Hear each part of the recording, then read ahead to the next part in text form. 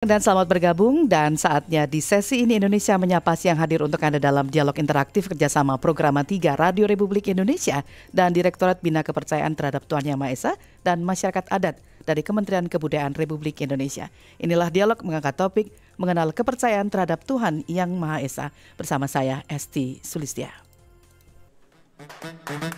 Saatnya kita ikuti dialog interaktif bersama Direktorat Bina Kepercayaan Terhadap Tuhan Yang Maha Esa dan Masyarakat Adat Kementerian Kebudayaan Republik Indonesia.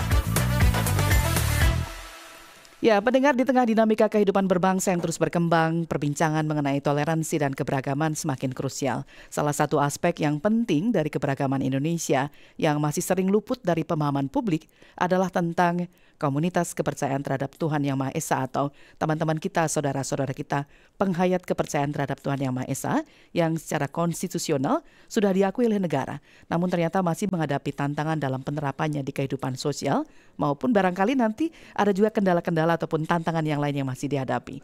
Nah, kami nanti akan membahasnya bersama dengan kedua narasumber kami, seperti apa sesungguhnya makna dari para penghayat kepercayaan terhadap Tuhan Yang Maha Esa, seperti apa tantangan yang dihadapi dan bagaimana kemudian peran generasi sekarang dalam melestarikannya dan bagaimana membangun kolaborasi lintas sektor untuk memperkuat eksistensinya. Kami akan membahasnya bersama dengan dua narasumber sudah hadir di studio Pro 3 RRI. Yang pertama saya perkenalkan dulu adalah Presidium Majelis Luhur Kepercayaan Indonesia MLKI yang selama ini juga aktif memperjuangkan legalitas dan advokasi hak-hak penghayat. Saya bersama Ibu Endang Retno Lastani. Bu Retno, selamat datang, selamat siang, salam sehat juga. Ya, selamat siang Mbak Esti. Ada salam khusus dari teman-teman penghayat biasanya. Ya, salam rahayu. Salam rahayu. Baik, terima kasih sudah hadir di studio kami. Kemudian saya juga bersama dengan narasumber kami kedua adalah perwakilan generasi muda yang juga penghayat kepercayaan yang nanti tentu akan berbagi soal pengalaman dan harapannya terhadap masa depan komunitas kepercayaan ataupun penghayat kepercayaan Indonesia. Saya perkenalkan ada Mas Hairul Rosyid, panggilannya Mas Hairul. Ya, Mas Hairul. Ya, selamat siang Mbak Esti. Terima Selamat kasih. siang.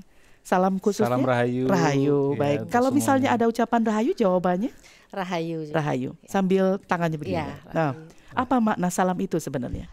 Maknanya salam damai sejahtera gitu. Baik, sebenarnya seperti salam-salam pada umumnya gitu, Bu. Baik. Nanti kita juga akan mengajak pendengar di seluruh tanah air Ya. untuk bisa berbagi bersama kita, berbagi informasi, berbagi cerita atau bahkan pertanyaan ya, karena kita akan mengenal lebih jauh tentang bagaimana sebenarnya kepercayaan terhadap Tuhan Yang Maha Esa.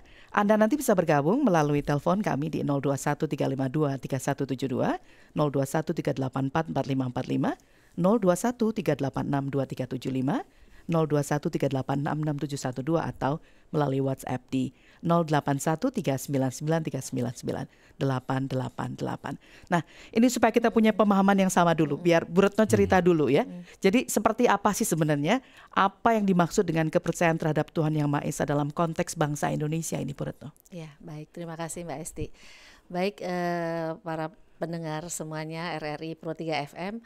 Jadi kalau kepercayaan terhadap Tuhan Yang Maha Esa itu sebetulnya adalah sistem kepercayaan kepada Tuhan Yang Maha Esa yang kemudian diyakini secara turun-temurun dari para leluhur kita itu yang diturunkan secara lisan gitu maupun secara adat dan tradisi kepada keturunannya ya, turun-temurun. Namun kemudian kalau ke dalam nomenklatur secara negara atau hukum kita nyatakan bahwa itu sebagai pernyataan dan pelaksanaan pribadi yang dalam rangka penghayatan dalam meyakini Tuhan Yang Maha Esa yang kemudian diimplementasikan dalam ritual-ritual atau ibadah bahasa umumnya mungkin ya kepada Tuhan Yang Maha Esa dan perwujudannya dalam kehidupan sehari-hari adalah manusia yang berbudi pekerti luhur, seperti itu sih. Ya, negara kita mengakui ada 6 agama dan kepercayaan terhadap Tuhan Yang Maha Esa. Maka sebenarnya posisi teman-teman seperti apa saat ini? Seperti misalnya ada berapa banyak kemudian apa istilahnya kelompok penghayat atau komunitas nyebutnya? Betul. Kelompok atau organisasi kalau yang sudah formal itu kita sebut organisasi, tapi kalau mungkin belum formal masih bentuk perkumpulan biasa saja gitu kita sebut ada komunitas adat gitu ya, ada kemudian masyarakat penghayat seperti itu atau paguyuban. Tapi yang sudah formal-formal biasanya kita sudah mempunyai akte notaris, kemudian SK Kumham gitu seperti itu sih. Nah, itu jumlahnya kalau yang sudah terinventarisasi di kementerian itu sudah hampir 160 saat ini. Dulunya tuh sempat 380, kemudian tapi karena adanya kurang kaderisasi mungkin ya, dan masalahnya juga dulu belum boleh mengakui sebagai penghayat kepercayaan, jadi akhirnya menurun gitu. Jadi saat ini mulai tumbuh lagi sebetulnya.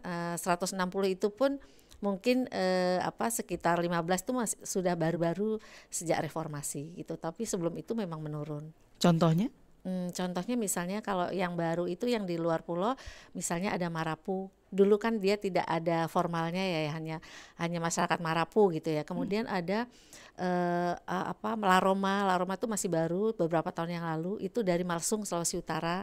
Kemudian Maporundu itu dari Sulawesi Barat. Jadi dia tuh sudah lama juga dari dulu, tapi memang baru terinventarisasi kan itu setelah tahun 2010-an. Jadi 2016 seperti itu baru terinventarisasi. Kemudian kalau di Sumatera itu ada beberapa juga, saya belum hafal, tapi kebanyakan di sana kan lama-lama ada Ugamo Bangso Batak, ada Parmalim gitu yang lama. Jadi yang baru-baru banyak yang di Jawa dan juga di Marapu, kemudian di Sulawesi, kan Kalimantan itu kan juga suku-suku ya. Jadi yang baru mendaftar ke inventarisasi itu baru satu, yaitu Majelis Umat Kepercayaan Keharingan Indonesia di Kalimantan Selatan gitu.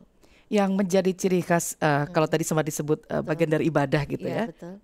Cara teman-teman kepercayaan para penghayat beribadah itu seperti apa? Itu beragam juga ya, sesuai dengan karakter daerah masing-masing. Kalau di Jawa sebagian besar hampir hening. Seperti orang kalau umum bilang meditasi ya, tapi kalau kita sering bilang juga hening aja. Jadi ada yang sambil tangan di dada gitu ya, atau menyembah di hidung seperti ini gitu, atau mungkin juga hanya diam gitu kan, atau ada yang bersedekap seperti ini gitu. Jadi kalau di Jawa lebih banyak hening, tapi kalau di yang berbasis adat, misalnya di luar Jawa banyak ritual-ritual. Jadi mereka juga kewajibannya harus melakukan ritual. Tapi kalau di Jawa mungkin sudah terpengaruh oleh modernisasi ya, jadi pengetahuan atau cara menyembah kepada Tuhan itu tidak lagi harus menggunakan ritual, bisa juga dia hanya hening tadi kemudian berhubungan dengan Tuhan. Tapi kalau yang berbasis adat itu biasanya ada ritualnya, misalnya sesaji. Jadi itu menjadi bagian dari ibadah kita gitu, sesaji itu.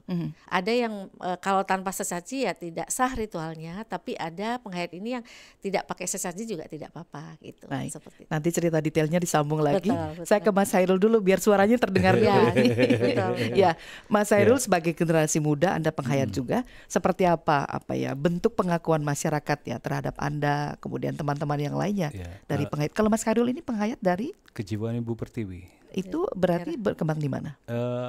Kejiwaan Ibu Pertiwi itu pusatnya ada di Kerawang. Kemudian saya di Jakarta itu sebagai cabangnya ya. Kebetulan di Jakarta itu saya sebagai ketua cabangnya gitu. Nah kalau Kejiwaan Bu Pertiwi sendiri sih selama ini yang terikat yang di pusat, kita selalu berkomunikasi dalam sebulan sekali. Itu kita mengikuti ritual selama sebulan sekali kita ke sana, dan kemudian hari-harinya kita dalam seminggu sekali kita pun ngumpul di pesewakan atau sanggar ya. Kita sih sebutnya sanggar ya. Gitu. Bentuk ritual atau ibadahnya? Ibadahnya kita seperti ini. Jadi kita menghadap ke utara. Kalau saya sendiri dipraktekin ya, boleh. Ya. Kita menghadap ke utara, kepala tangannya begini ke atas, dan kita mengucapkan pada Yang Maha Kuasa, Tuhan semesta alam, bahwa kita itu berterima kasih dan rasa bersyukur kami kepada Yang Maha Kuasa untuk melakukan hal seperti itu. Nah, dan juga banyak untuk generasi muda penghayat kepercayaan khusus Kejiwaan Bu Pertiwi itu sudah ada untuk regenerasinya ke depan. Tapi kita juga ingin diperkenalkan bahwa pemerintah juga untuk memperkenalkan kita bahwa organisasi-organisasi kita khususnya penghayat kepercayaan untuk generasi muda itu banyak di luar sana. Cuman kadang-kadang mereka tidak mau menunjukkan eksistensinya ya. Nah, mudah-mudahan ke depan sih kita bisa kerjasama untuk khususnya kepemudaan ya. Itu aja saya. Terus mengapa mereka tidak mau menunjukkan eksistensinya? Ya mungkin karena satu ya, mungkin karena rasa istilahnya merasa karena dimarginalkan ya istilahnya. Masih merasa minoritas. Ya, minoritas seperti itu. Nah, jadi dia belum bisa menunjukkan eksistensinya. Kadang-kadang saya sendiri secara pribadi, saya itu penghayat kepercayaan itu di keluarga saya cuma saya sendiri. Sudah berapa tahun Anda? Sebetulnya saya dari tahun 2009 saya sudah jadi penghayat kepercayaan. Nah, penghayat kepercayaan yang saya anut ini itu bukan datang dari kata orang, tapi dari hati nurani saya yang untuk mengikuti jadi penghayat kepercayaan. Berarti Anda juga melalui proses pencarian. Ya, betul. Jadi gini, pada saat 2007 itu saya pernah mengalami yang namanya malam gelap jiwa. Nah, malam gelap jiwa itu sepertinya disitulah bahwa saya ini harus mengikuti satu frekuensi dengan alam semesta. Bahwa saya itu harus mengikuti cara berpikirnya semesta. Nah, bagaimana cara berpikir saya dengan semesta itu? Kemudian saya menjadi susah untuk tidur bahwa dipengaruhi oleh akal pikiran saya. Nah, di dalam akal pikiran ini bersuara. Nah, disitulah baru adanya yang namanya pencerahan bahwa saya harus mencari. Nah, itu pun ada dari dukungan dari leluhur secara spiritual. Nah, di dalam secara spiritual itu baru saya menghayati. Mereka memberi leluhur saya itu secara spiritual dalam arti kata mengarahkan bahwa saya tuh harus seperti A.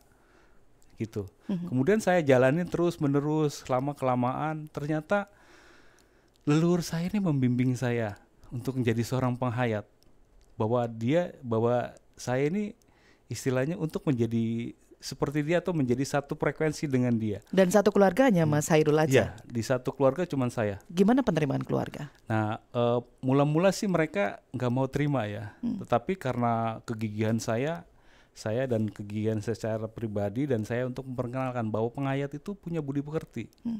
Karena saya setiap hari isi keluarga saya dengan cinta. Dengan cinta. Nah, kemudian dari cinta itulah mereka menyadari bahwa penghayat itu bukan datang dengan kekerasan, tetapi cinta yang membentuk penghayat itu menjadi lebih baik gitu. Gitu Mbak Esti. Baik, itu kisahnya Mas Hairul. Yeah. Tiap orang pasti punya ceritanya masing-masing. Tapi tentu ini berkaitan dengan sejarah panjang sampai kemudian negara mengakui. Secara hukum sudah ada kok landasan hukumnya. Ada 6 agama dan juga kepercayaan terhadap Tuhan Yang Maha Esa. Seperti apa perjuangan Bu Retno misalnya dulu hingga sampai dengan saat ini? Baik, terima kasih Mbak Esti. Jadi kalau cerita perjuangan memang pastinya sudah dari dulu ya. Kebetulan saya orang tua saya juga penghayat kepercayaan. Dan saya melihat kegigihan orang tua saya ketika mulai mengurus KTP saya yang pertama. Beliau bertanya mau KTP-nya itu mau milih agama apa. Saya ditanya begitu karena dibebaskan kami. Memang waktu sekolah kan memang harus memilih salah satu agama karena tidak ada pelajaran kepercayaan ya. Jadi bapak saya memasukkan saya ke salah satu agama, tapi setelah 17 tahun membuat KTP diserahkan. Nah, sejak itu saya bilang sama dengan bapak aja. Ketika saya merenung, tapi itu merenung dulu ya, mau milih yang mana ya.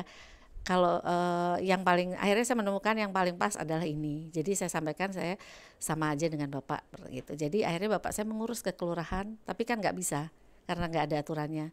Tapi bapak saya tetap mengatakan bahwa saya penghayat, jadi harus ditulis gitu. Jadi kalau ditulis agama bapak saya tip X. Kalau enggak ya diketik, minta diketik sama kelurahan. Dulu kan belum elektronik ya. Jadi, tapi kan sekarang sudah tertulis. Nah sampai itu mungkin yang saya lihat dari bapak saya. Tapi ketika saya sudah berkeluarga, kemudian mulai tahu tentang organisasi kepercayaan, kemudian Pini sepuh saya atau sepuh saya mengajak saya untuk terjun dalam organisasi. Nah pada saat itu ada RUU Sidiknas RUU Adminduk sedang dibahas. Jadi saya diajak ke DPR waktu itu, kemudian didukung oleh waktu itu LSM, tokoh agama kan. Beliau di dalam dengar pendapat, kami di luar. Terus kami padahal saya berumah tangga ya. Kemudian saya harus mengkoordinir gitu bagaimana ada akan diajak, ayo ada aksi damai bagi-bagi bunga supaya kita tuh diakomodir di dalam manik itu. Jadi itu Nanti salah satunya lah. tolong ceritanya soal sebenarnya ada tantangan apa yang sekarang dihadapi Betul, oleh ya. Bu Retno, kemudian Mas Hairul dan juga teman-teman penghayat kepercayaan kepada Tuhan Yang Maha Esa yang ada di tanah air ya. Saya sekarang mengajak pendengar untuk gabung terlebih dahulu karena ini sudah banyak yang nunggu nih nampaknya. Silakan pendengar bergabung ya dalam perbincangan kami siang hari ini. Saya bersama dengan Ibu Endang Retno Lastani, Presidium MLKI Pusat, dan juga Mas Hairul Rosyid, generasi muda penghayat kepercayaan, karena kita masih berbicara soal mengenal kepercayaan terhadap Tuhan Yang Maha Esa. Bu Dinda di Bogor sudah bersama kami. Ya, Bu Dinda silakan. Selamat siang. Selamat siang Mbak Esti. Silakan Bu Dinda. Ibu Retno dan Mas Hairul ya, selamat siang juga. Ya, selamat siang. Ya, dari Bogor. Saya menyimak dari cerita Ibu Retno dan Mas Hairul. Saya mau tanya, penasaran nih tentang Mas Hairul sebagai penghayat ya, penghayat kejiwaan tadi kalau nggak salah ya. Kejiwaan Ibu Pertiwi, Bu. Ya. Iya. Begitu menyendiri, diam dan dalam keadaan senyap itu seperti itu pasti yang terlintas atau yang ada dalam bayangan itu alam semesta. Iya. Apakah saat itu berpikir bahwa alam semesta itu ada penciptanya? Betul. Tanggapannya Mas Hairul, Bu Retno, Mbak Esti, terima kasih. Bu Dinda di Bogor, lanjut ke Bu Sri di Bantul, daerah istimewa Yogyakarta. Bu Sri, silakan Bu. Selamat siang Mbak Esti. Selamat siang. Mas Hairul. Selamat siang Ibu. Saya sangat mengapresiasi positif karena begini, di tahun 1976 ini di Jogja telah ada aliran penghayat kepercayaan namanya Pikir. Pikir itu singkatan dari Pangudi Ilmu Kebatinan Intisari Ningroso. Bersama itu juga ada namanya Pangestu dan Sabto Darmo. Tempatnya di Dr. Adam Paku Alaman, ini ketuanya, itu satu. Yang kedua, saya mengusulkan, karena ini di bawah Kementerian Kebudayaan pimpinan Kementerian Pak Fadlison, supaya disebarkan ke 34 provinsi berkurikulum agar masuk ke sekolahan dari SD sampai perguruan tinggi. Ini nanti dampaknya akan luar biasa. Untuk di Jogja, saya siap menyediakan tempat. Terima kasih Bu Sri di Bantul sudah bergabung. Terakhir adalah marilah kita sebagai orang yang beragama masing-masing dan berpenghayat aliran kepercayaan, kita itu berdamai. Pertama, berdamai dengan diri sendiri. Kedua, berdamai dengan masyarakat. Tiga, berdamai dengan negara. Empat, berdamai secara dunia internasional. Tetap semangat. Baik. Terima kasih Bu Sri di Bantul sudah bergabung. Kayaknya langsung dijawab aja ini. Monggo langsung direspon. Ya. Terima kasih tadi Ibu Dinda. Bu Dinda di Bogor. Di Bogor. Jadi terkait bagaimana ketika sedang hening gitu ya menyatu. Jadi memang kalau kami juga saya kebetulan kepercayaannya Kapribaden namanya. Jadi kami pusatnya di Purworejo waktu itu. Nah, kita juga heningnya kita menyembah seperti ini sama. Jadi lebih ke melepaskan kalau bahasa Japnya mengendapkan rasa pikiran-pikiran itu, angan-angan dihendapkan, kita hening gitu. Dengan hening itu nanti kita bisa menyatu dengan roh suci kita sebenarnya. Berapa banyak waktu yang biasa dimanfaatkan untuk hening? Misalnya dalam sehari ada waktu-waktu tertentu tidak? Jadi kalau di kami biasanya sebelum tidur atau bangun tidur gitu ya, kita lakukan itu kalau di rumah. Tapi kalau kita yakin bahwa Tuhan yang Maha Kuasa ini kan ada bersama kita 24 jam sehari, 7 hari seminggu ya. Maksudnya karena kita masih hidup, berarti ada Tuhan di dalam diri kita kan. Jadi ya kita bisa berhubungan dengan Tuhan itu setiap saat.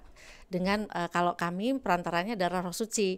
Jadi bagaimana kita bisa menyatu dengan Roh Suci kita supaya kita mendapat petunjuk dari Roh Suci kita untuk kehidupan kita sehari-hari, seperti itu. Tapi keheningan itu memang proses ya Mbak. Jadi nggak bisa orang baru terus kemudian rasanya kayak apa, itu saya juga prosesnya lama untuk bagaimana sih rasanya merasakan hening, bisa menyatu dengan Roh Suci. Makanya itu kan kalau di kami ada belajar mengenal diri dulu. Mengenal diri itu secara raga kita ini dari mana sih asalnya gitu. Terus kemudian kan kita tahu kita dari orang tua, dilahirkan melalui orang tua dari nenek, leluhur kan gitu. Jadi kita mengenal jati diri kita, leluhur kita. Kemudian roh sucinya kan ada raga dan roh suci. Roh suci dari mana asalnya? Berarti kan dari yang maha hidup. Jadi yang menggerakkan dan menghidupkan seluruh alam semesta ini. Jadi setelah kita mengenal, kita tahu. Jadi keberadaan kita di dunia ini untuk apa? Berarti kan sebagai abdinya hidup atau diciptakan oleh Tuhan, berarti harus mengabdi kepada Tuhan. Berarti apa yang petunjuk dari Tuhan itu harus dilaksanakan. Karena ketika itu dilaksanakan, maka kita akan mendapatkan keselamatan. Tapi untuk mendapatkan petunjuk itu kan tidak serta-merta, karena kita harus juga berproses itu tadi, mengenal diri, bagaimana rasanya menyatu dengan roh suci, kemudian bagaimana rasanya dapat petunjuk dari Tuhan. Itu memang tidak semudah itu, karena kita kitab sucinya tidak dibaca kan. Kitab sucinya itu tadi alam dan juga rasa dari dalam. Dan penghayat karena sangat beragam, maka cara tadi berkomunikasi dengan Tuhan pun caranya juga akan sangat beragam. Bisa sangat beragam, sesuai adat masing-masing. Baik, Mas Hairul silakan dijawab dari Bu Dinda dan Bu Sri tadi. Ya, tadi Bu Dinda itu pertanyaannya bagus ya. Sebetulnya begini, di dalam diri manusia itu tadi diceritakan sama Ibu Retno bahwa setiap manusia itu harus mengenal diri dan mengenal Tuhan. Nah, di dalam diri manusia itu sebetulnya ada manifestasi Tuhan. Nah, karena di dalam diri ada manifestasi Tuhan, di bagaimana kita cara berkomunikasinya. Nah, itu kadang-kadang manusia itu nggak tahu melalui. Nah, komunikasi kita dengan di dalam diri kita itu melalui vibrasi rasa ya. Nah, dari vibrasi rasa itu masuk ke dalam ada yang namanya rasa perasaan yang gimana lebih tuh halus. vibrasi rasa? Vibrasi itu namanya getaran. Getaran, Ya. betul. Bahwa di dalam diri kita ada getaran yang sebagai di dalam diri itu ada manifestasi Tuhan. Nah, disitulah cara kita berkomunikasi dengan Tuhan. Nah, kadang-kadang manusia itu yang mengetahui tentang vibrasi Tuhan itu, dia akan melihat sebagai visualisasinya. Visualisasi tentang siapa sejatinya dirinya.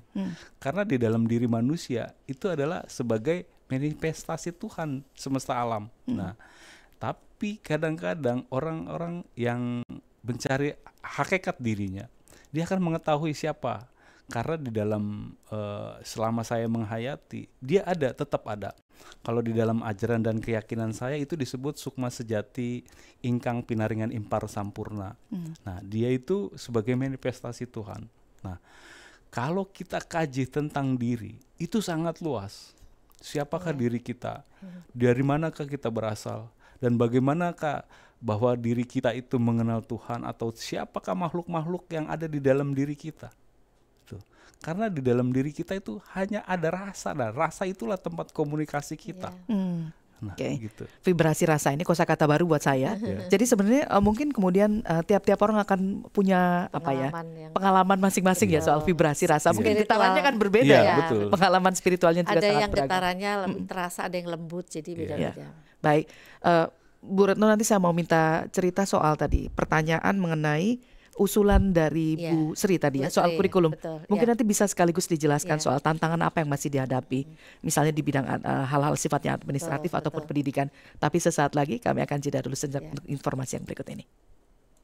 3. Jaringan Berita Nasional. Masih dalam dialog interaktif kerjasama Pro3 dan Direktorat Bina Kepercayaan Terhadap Tuhan Yang Maha Esa dan Masyarakat Adat dari Kementerian Kebudayaan Republik Indonesia, dan kita masih bahas tentang bagaimana mengenal kepercayaan terhadap Tuhan Yang Maha Esa. Saya bersama Presidium Majelis Luhur Kepercayaan Indonesia MLKI, Ibu Endang Retno Lastani, dan juga perwakilan dari generasi muda penghayat kepercayaan ada Mas Hairul Rashid.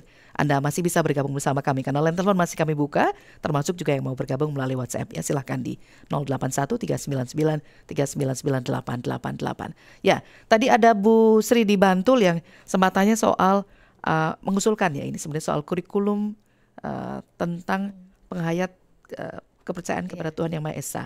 Nah, ini sekaligus ini dijawabkan. Saya tadi sempat ngobrol, jadi semua masih ada tantangan tersendiri di bidang pendidikan misalnya. Betul. Seperti apa Bu Retno sekaligus menjawab tadi usulan dari Bu Sri? Terima kasih pertanyaan Bu Sri tadi ya. Terima kasih juga, saya apresiasi juga perhatiannya. Kami memang masih ada tantangan. Semua peraturan perundangan sebenarnya sudah lengkap ya buat penghayat.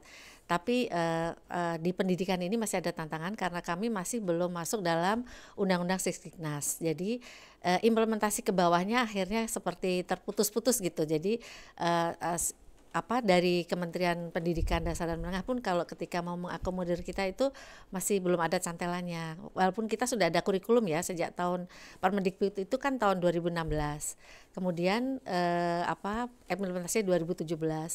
Nah, Kemudian pelaksanaannya karena belum ada guru, jadi kita kan pakai penyuluh kepercayaan. Nah, penyuluh kepercayaan ini kemudian di kementerian kan tidak ada cantelannya. Kemudian guru-guru kami dengan waktu itu Direktorat Kepercayaan Terhadap Tuhan Maha Esa, sekarang Direktorat Bina Kepercayaan, itu mengupayakan ada prodi pendidikan kepercayaan terhadap Tuhan Yang Maha Esa, dan itu sudah ada di Semarang, di Untak Semarang. Dan itu sudah, ini tahun ke-5, memasuki tahun 5, tapi karena memang kondisinya penghayat itu banyak yang di luar pulau, malah pulau Jawa, di luar Jawa. Jadi sebetulnya yang membutuhkan guru itu sebenarnya di luar Pulau Jawa. Tapi mereka kalau mau belajar ke Jawa kan lumayan ya. Jadi kita butuh sebetulnya dukungan beasiswa. Waktu itu di awal pertama tahun kedua itu beasiswanya ada sekitar 35 orangan mendapat gitu ya. Tapi kemudian yang kedua dan ketiga itu sudah beasiswanya di standarnya standar umum, jadi tidak ada afirmasi lagi, sehingga tinggal 10 orang gitu ya. Yang malah tahun keempat tidak ada. Nah, itu menjadi tantangan kita untuk gurunya. Tapi untuk misalnya kurikulumnya juga seperti itu. Kami kurikulumnya belum masuk misalnya kan ada 6 agama ya mata pelajarannya. Nah, itu kepercayaan belum masuk dalam kurikulum tersebut, tapi disebutkan bahwa aturan dari pendidikan kepercayaan ada di peraturan khusus yang memang dikeluarkan oleh kementerian waktu Terus itu. ketika misalnya ada anak-anak yang merupakan penghayat kepercayaan terhadap Tuhan Yang Maha Esa, kemudian ketika ada pendidikan religi di sekolah, nah itu kita sudah ada Pak. Jadi kita siswa itu bisa memilih pendidikan kepercayaan. Tapi memang karena belum banyak, setiap sekolah belum tentu ada, jadi banyak sekolah yang belum tahu juga. Karena kita tidak masuk di kurikulum itu tadi, Bu. Jadi sekolah atau guru atau kepala sekolah nggak tahu, oh ternyata ada kurikulum untuk kepercayaan seperti itu. Nah, kita berharap kalau nanti ada revisi undang-undang istiqlal kita bisa dimasukkan sehingga kita juga masuk dalam kurikulum, bukan pada peraturan khusus. Ketika peraturan khusus ini kemudian penyuluhnya pun kemudian kesejahteraannya tidak jelas, padahal mereka mengajar gitu ya, mengajar siswa. Kemudian guru-gurunya pun setelah lulus, kami sudah lulus nih prodinya, untuk PPG belum ada PPG-nya, penempatannya terus nanti gimana belum tahu juga, karena memang dari Kementerian Pendidikan kan belum mengeluarkan peraturan-peraturan. Jadi yang diperlukan untuk menjawab masalah itu Undang-Undang Siksina itu direvisi dengan memasukkan kepercayaan terhadap Tuhan Yang Maha Esa. Sudah dikomunikasikan belum? Udah, ini masih sudah ke DPR kemarin, didukung oleh jaringan OMS kita, didukunglah untuk dengar pendapat dengan DPR gitu, karena sudah masuk prolegnas sepertinya untuk RUU Siksina ini. Nah, harapannya nanti dari kementerian juga bisa mendorong itu untuk bisa segera direalisasikan. Sudah masuk di prolegnas, ini sekarang tinggal masalah waktu ini berarti ya? Masalah waktu itu tadi betul. Baik. Sama tantangan yang kedua adalah pemakaman. Jadi pemakaman ini kita juga masih belum ada. Kita memang mungkin bisa dimakamkan di TPU pemerintah, tapi belum ada peraturannya. Tiap daerah itu harus ada perdanya ternyata. Nah, tentunya agak repot juga kalau kita harus tiap daerah itu selalu berurusan dengan seperti ini kan. Nah, kita harapannya ada raperpres atau mungkin peraturan yang bahwa kami ini penghayat bisa dimakamkan di TPU umum, itu lebih jelas lagi. Selama ini? Kalau kemarin tuh ada peraturan bersama, waktu kita masih di bawah Kementerian Pariwisata, Kebudayaan dan Pariwisata itu bersama Kemendagri ada, tapi bentuknya PBM. PBM itu kan tidak kuat. Nah, kami harapannya juga ada yang lebih kuat juga peraturannya, bagaimana kita tuh bisa dimakamkan di pemakaman umum. Dan kalau sekarang kan baru 6 agama, nah bagaimana kita bisa masuk ke dalam situ gitu. Oke, tapi selama ini kalau misalnya memerlukan untuk pemakaman biasanya? Nah itu lumayan agak prosedurnya ya, makanya kalau misalnya kalau tanah makam wakaf kan memang sulit ya, karena misalnya wakafnya Muslim, kami kan bukan, nah itu kan memang sulit. Tapi kalau pemerintah daerah itu yang kebanyakan dari kami akhirnya banyak misalnya ya udahlah, kalau ada yang pengelola makam wakaf itu berbaik hati misalnya, yaudah tapi harus disolatkan dulu. Akhirnya karena keluarga tidak ingin jauh, tidak ingin juga repot nanti urusannya dengan TPU ini gimana, karena belum ada aturannya kan. Akhirnya memang sementara misalnya ada yang disolatkan dulu, tapi sebagian juga dikremasi gitu. Jadi ada, kami karena di penghayat tidak masalah juga, sebagian dikremasi, jadi ada yang kemudian dikremasi kemudian dilarung gitu. Baik. Seperti itu. Kalau Mas Hairul, ada tantangan apa yang selama ini, praktek-praktek seperti apa di masyarakat yang kemudian masih dirasakan? Yang di masyarakat tuh bagi generasi muda itu ada Biasanya sih tentang penghayat itu sendiri ya, tentang kepemudaannya. Jadi kadang-kadang pemuda di lingkungan saya secara pribadi itu dia kadang-kadang nggak mau menunjukkan eksistensinya. Nah, tetapi untuk saya sendiri secara pribadi, kebetulan saya di lingkungan saya tuh saya sebagai penghayat untuk memperkenalkan penghayat, bahwa penghayat yang ada saya punya ini atau yang saya anut ini di lingkungan saya itu sudah mulai mengenal bahwa saya itu seorang penghayat, tetapi saya menunjukkan bahwa saya ini sama seperti mereka dan ingin disetarakan gitu. Okay. Nah, jadi ini soal penerimaan ya, bagaimana kemudian masyarakat menerima penghayat kepercayaan kepada Tuhan Yang Maha Esa. Ya, masih ada stigma masih itu. Ada stigma. Baik, bagaimana caranya supaya stigma itu tidak semakin bikin gap gitu? Nanti kita bahas karena sudah ada 2 penelpon yang bergabung. Ada Pak Anggian dari Medan. Silakan Pak Anggian.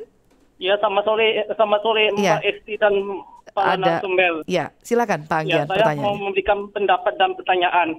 Penghayat kepercayaan terhadap Tuhan Yang Maha Esa merupakan bagian integral dari keberagaman spiritual Indonesia. Kepercayaan terhadap Tuhan Yang Maha Esa merupakan hak konstitusional warga negara Indonesia yang tercantum dalam Undang-Undang Dasar 1945. Pertanyaan saya, di daerah mana penghayat kepercayaan terhadap Tuhan Yang Maha Esa yang mayoritas, dan aliran apa penganut aliran kepercayaan terhadap Tuhan Yang Maha Esa yang ada sejauh ini? Demikian Mbak Isti. Terima kasih. Terima kasih Pak Anggian sudah diterima tadi poinnya ya, Bu Retno dan juga Mas Hairul. Mas Hairul, saya ke Pak Subagio di Jakarta. Pak Bagio, silakan Pak. Selamat sore. Selamat sore, silakan dengan Bu Retno dan Mas Hairul Pak. Iya. Jadi saya mau tanya Bu Retno dari MLKI, bagaimana sikap MLKI terhadap sikap dari pemerintah yang masih diskriminasi?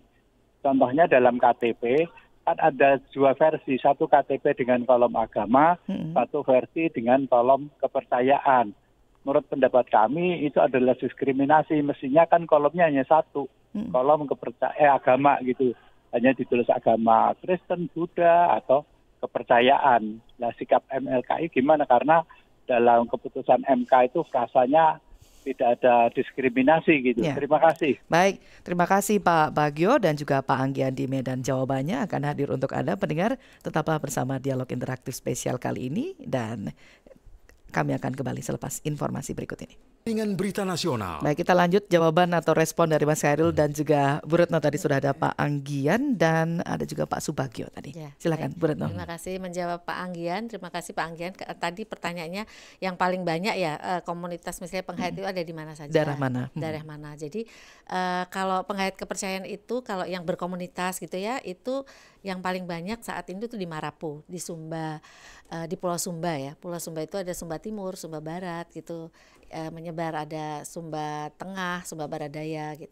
Tapi yang paling banyak memang masih di Sumba Timur. Kemudian ada Sumba Barat gitu ya. Itu kemudian ada di Mapurondo di Sulawesi Barat. Sulawesi Barat tuh juga ada sekitar 5.000-an. Dan kebanyakan mereka juga sudah berKTP kepercayaan. Kemudian juga ada di Sumatera Utara, Parmalim, di Toba. Jadi di Toba itu banyak juga di sana. Walaupun menyebar di Medan ya, ada di Medannya Simalungun gitu kan, ada di kabupaten-kabupaten sekitar itu, tapi banyak di Toba di sana. Kemudian kalau di Kalimantan itu ya menyebar juga, tapi di Kalimantan itu kan ada suku Dayak, dan Dayak kan bermacam-macam. Tapi yang itu sebenarnya besar juga, tapi yang sudah istilahnya menyatakan sebagai penghayat kepercayaan itu yang dari Kalimantan Selatan, dan di sana banyak, cuma yaitu secara berangsur-angsur lah untuk misalnya menyatakan di KTP-nya, karena juga banyak faktor gitu ya. Tapi ketika sudah bisa ada pendidikan, kemudian sudah ada perkawinan, itu mereka kemudian mulai percayalah untuk bisa mengganti. Tapi kami juga itu Pak ya, mengganti KTP itu bukan tujuan kami sebetulnya. Itu kan karena memang pemerintah Indonesia membuat bahwa ada kolom agama di KTP, tapi lebih kepada kita tuh harapannya bahwa kami boleh menyatakan bahwa kami tuh memeluk kepercayaan gitu, tidak dilarang itu sebetulnya, bahwa kemudian itu diimplementasikan dalam KTP itu kan negara ya, tapi kita jangan dianggap kita itu sesat ajaran kita, itu sih lebih bahwa kita dibebaskan untuk melakukan ibadah kita seperti itu. Nah, kalau di Jawa itu menyebar, tapi paling banyak itu sebenarnya di Jawa ada di Jawa Tengah dan Jawa Timur itu. kemudian ya Jogja gitu ya. Tapi lebih menyebar karena orang Jawa kan sudah banyak yang merantau seperti itu. Ya. Terus tadi kalau untuk yang kolom Ibu, KTP Pak tadi, Subagio tadi menurut saya bagaimana kok pemerintah masih diskriminatif gitu ya. Memang itu sebetulnya harapan kami dari MLKI, dan kami dulu juga sudah mengusulkan kepada Kemendagri khususnya Dukcapil untuk juga sesuai dengan keputusan MK bahwa ditulis agama (2) gitu ya, kepercayaan diisi sesuai kita kepercayaan. Tapi kemudian memang ada dinamika gitu ya, yang dimana Kemendagri kemudian memutuskan bahwa memisahkan ada kolom agama dan juga ada kolom kepercayaan. Jadi kalau teman-teman penghayat ini di KTP-nya tertulisnya kepercayaan (2), kepercayaan terhadap Tuhan Yang Maha Esa. Sementara untuk 6 agama yang lain agama (2) ya pilih salah satu dari 6 agama itu gitu. Jadi kita merasa tetap dianggap beda. Kenapa kita beda antara agama dan kepercayaan? Tapi kami memahami itu sejarah politik di Indonesia, dan kami di MLKI sepakat bahwa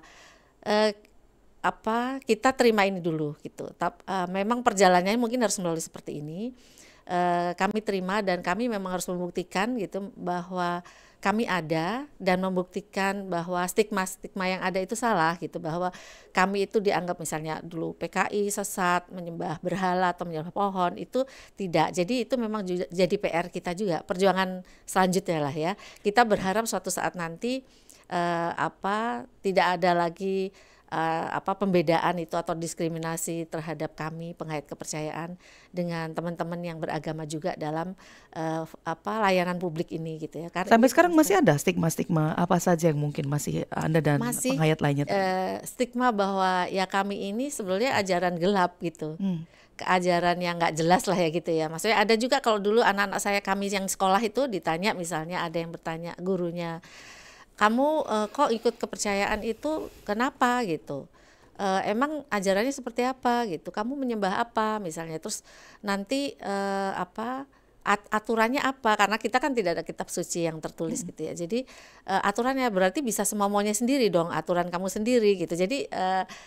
Jadi stigmanya itu kita ya ajaran yang tidak menyembah Tuhan gitu. Tapi padahal kami menyembah Tuhan, sangat menyembah Tuhan dan meyakini Tuhan. Nah, itu. Sangat itu. Ya, kan sudah terjawab berarti kan. Oke, silakan Mas Herul tadi respon untuk penelpon. Ya, tadi untuk Pak Anggian dan Pak Bagio. Ya, Pak Anggian yang sebetulnya saya sendiri di Jawa Barat khususnya penghayat kepercayaan kejiwaan Ibu Pertiwi itu mungkin ada, cuman istilahnya sedikit ya. Kami baru sedikit, tetapi penghayat kepercayaan secara pribadi itu datang dari hati nurani ya sebetulnya. Nah, hati nurani itu siapakah dia yang sebagai yang terpilih menjadi penghayat kepercayaan itu melalui proses alam. Kalau menurut pandangan saya secara pribadi seperti itu. Karena setiap manusia tidak bisa menjadi seorang penghayat kalau dia belum tentu menghayati dirinya dia sendiri. Karena di dalam dirinya ya itu yang tadi saya sebut, bahwa di dalam dirinya ada manifestasi Tuhan. Nah, untuk khusus saya secara pribadi ke depan mungkin saya akan memperkenalkan kepada masyarakat bahwa saya seorang penghayat ini justru lebih berketuhanan gitu. Kenapa? Karena saya menghayati hidup saya, dan saya selalu selaras dengan semesta, selaras dengan masyarakat, selaras dengan lingkungan, selaras dengan alam, dan juga ingin mencoba kepada kawan-kawan yang dalam arti kata tanda kutip dia yang jiwanya ingin mencari siapa sih dirinya. Nah, gitu. Artinya sekarang kalau tadi Anda bilang masih banyak yang masih belum berani mengakui di depan publik, maka itu tidak perlu dilakukan. Betul. Negara sudah menjamin dan tidak ada minoritas mayoritas di negara ini. Dan tantangan di internal kita memang itu membangun kepercayaan diri teman-teman penghayat untuk berani menampilkan diri sebagai penghayat, itu juga tantangan buat kita sih. Baik. Jadi apa ini yang Mas Herul akan lakukan ke depan termasuk Bu Retno? Mas Herul dulu silakan. Saya ke depan saya sih pengen ke depan bahwa saya seorang penghayat itu satu ingin disetarakan. Satu disetarakan bahwa saya juga sama punya hak yang sama, dan negara pun harus siap menerima saya apa adanya, dan masyarakat juga harus menerima saya apa adanya. karena saya bagian dari negeri ini dan saya bagian dari tanah air ini. Gitu. Baik, Bu Retno? Baik, kalau kami, saya juga mewakili MLKI ya, jadi kami tentunya ingin disetarakan dengan warga negara Indonesia pada umumnya lah. Bagaimana layanan kepada warga negara, ya kami layani seperti itu juga. Jadi kalau harapan kami ya yang setelah kita trauma lama dianggap PKI sesat, klinik magic itu, kita berharap nantinya mendapatkan yang setara itu adalah bagaimana kita punya kehidupan ibadah beribadah itu bisa bebas tanpa diskriminasi atau tanpa pengawasan yang kemudian dianggap sesat. Kemudian dalam kehidupan sosial juga diterima dalam kehidupan bermasyarakat dengan teman-teman. Dalam pendidikan dan pekerjaan kami juga mendapatkan akses yang seluas-luasnya seperti warga negara yang lain. Kemudian juga dalam berelasi untuk menjaga keadamaian dan keutuhan bangsa ini, kami adalah bagian yang memang bersumber dari Nusantara, itu juga diikutsertakan. Baik, Bu Retno terima kasih, Mas Khairul terima kasih sudah hadir, sudah sharing, dan banyak. Ini tentu menjadi media untuk bisa membuka informasi lebih dalam tentang bagaimana sebenarnya kepercayaan terhadap Tuhan Yang Maha Esa. Kalau selama ini hanya katanya, nah tadi kan katanya Bu Retno dan katanya Mas Khairul, sudah langsung ya. Baik, itu tadi perbincangan saya bersama dengan Ibu Endang Retno Lastani, Presidium Majelis Luhur Kepercayaan Indonesia atau MLKI, yang selama ini aktif memperjuangkan legalitas dan advokasi hak-hak penghayat, dan juga Mas Khairul Rosyid, perwakilan generasi muda penghayat kepercayaan. Terima kasih untuk kalian yang sudah bergabung bersama kami dan menyimak perbincangan kami dalam program Dialog Khusus, Dialog Interaktif kerjasama Pro3 dan Direktorat Bina Kepercayaan Terhadap Tuhan Yang Maha Esa dan Masyarakat Adat, Kementerian Kebudayaan Republik Indonesia. Saya Esti Sulistya. Selamat sore, tetaplah bersama Pro3 RRI. Telah kita ikuti Dialog Interaktif bersama Direktorat Bina Kepercayaan Terhadap Tuhan Yang Maha Esa dan Masyarakat Adat, Kementerian Kebudayaan Republik Indonesia.